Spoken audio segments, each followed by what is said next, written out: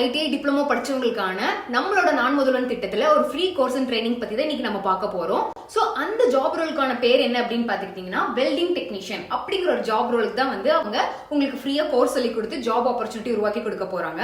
இந்த வாட்டி நம்மளோட நான் முதல்வன் திட்டத்துல வந்து NNG யார் வந்து இந்த பிளேஸ்மெண்ட் ஆப்பர்ச்சுனிட்டி உருவாக்கி கொடுக்குறாங்க அப்படின்னு பாத்தீங்கன்னா சிப்காட் அசோசியேஷன் இவங்க தான் வந்து இணைஞ்சிருக்காங்க.